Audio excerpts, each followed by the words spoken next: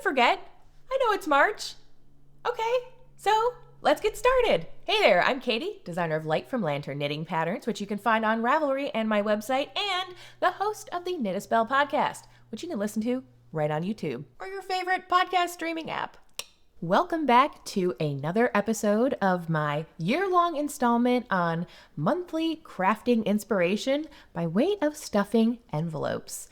This is March, and while it is a little bit tardy, it doesn't matter because we are still taking time to open our envelope, reflect on the past month and upcoming month. So whether you're joining me for the month of March or you're finding this later, it doesn't matter. You're still going to get an excellent framework on how to use inspiration that comes out of an envelope randomly into your favorite craft. So before we open our March envelope, let's take a quick moment to remember back to February, see what happened. So last month, our envelope included the Four of Wands, the Toad Doodle, the color Red Velvet, and the Brigid Spell incense. With the Four of Wands, one of the main energies was have fun for no reason, have fun with friends. And I certainly did a lot of that, I guess, in February and continue to actually still do some here in March. I hope you too were able to have some fun for no reason. When it comes to the toad, the element of protection did end up showing up.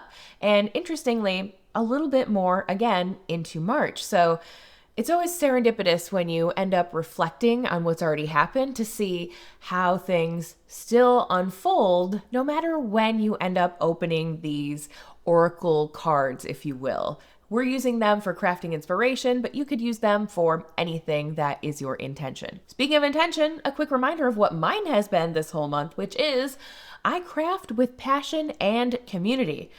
That is definitely going to be taking place as we work our way through the rest of March, preparing for what I believe I teased last month, which is the return of my podcast, Knit a Spell, which is going to center heavily around the upcoming Fiber Witch Festival. And when it came to the Red Velvet color and the Brigid incense, both are very fiery and passion forward. And I do feel like I was able to embrace a lot of passion within my craft this month. I did return to a new element of my community by traveling in February, still traveling now actually, which is why this is a little bit delayed. Changing spaces can reinfuse everything that you're doing, even if you're doing kind of the same things. Doing them in a different space around different people can give you a whole new energy. I would love to hear how February's cards are now unraveling in interesting and synchronistic ways for you in the comments. Without further ado, let's go ahead and open our cards for March.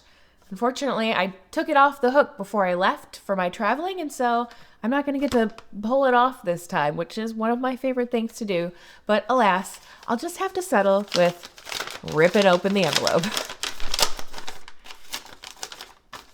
Okay, so let's first look at what all the cards have to say before I have a little interpretation time, okay?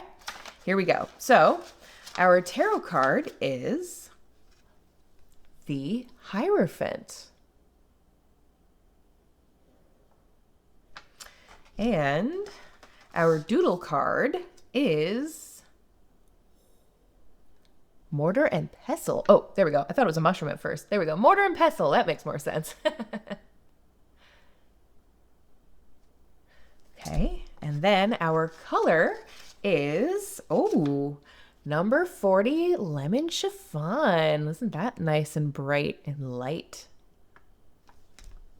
And finally, our spell card is, Scrying. If you subscribe to my channel, I'll make sure to post this in my community so that you can see all the cards in detail without having to pause the video. Subscribing is also a great way to support my channel. Thanks for doing it. Okay, so now that we've unveiled all of the cards, take a moment to grab whatever your notebook might be and write down what you got and any first impressions. I've made some notes in my book, and now that I have, of course, things are starting to come together. So it is very interesting how we got Scrying and the Hierophant as both are cards that reveal inner knowing through divination or inner wisdom or learning from someone who knows more or teaching someone because you know more. It's all about an exchange of information. Education is going to be blooming. And I say that because the other cards here are transformational. So these are like almost like mindset and inner trust. And then these are the actions that help you align those. So the mortar and pestle, I keep thinking these are mushrooms. Now that I've had that in my head, I can't unsee it. So the mortar and pestle, this is transformation. This is refinement, combination, working together with people, or maybe you're just playing around. You're just trying a new pattern, or you're putting colors together that maybe you never thought you would, and you're very surprised at how the combination of them looks much better or different, more pleasing than you thought.